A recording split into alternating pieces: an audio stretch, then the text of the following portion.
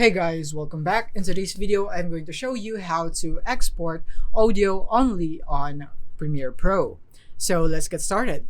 So here we are in Premiere Pro and we have our video and audio right here, but we are aiming for the audio export only. So to do that, you need to go into File and go into Export and go into Media.